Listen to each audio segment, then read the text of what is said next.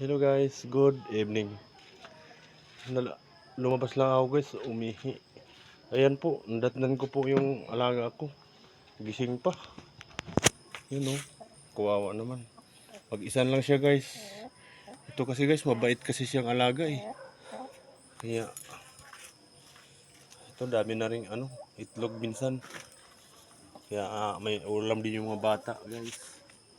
Yan yung alaga kong manok na pula. Na nagtatago.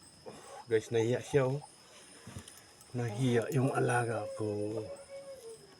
Yan yung alaga ko guys. Yan. Tatago sa sulok. Okay. Yan na siya guys. Ayan o. Ang bait niya. Butin lang. Walang masasamang tao rito minsan kasi hindi kasi kasi siya hindi mailap eh. Okay guys. Babay muna kasi balik na ako sa loob. Gabi na.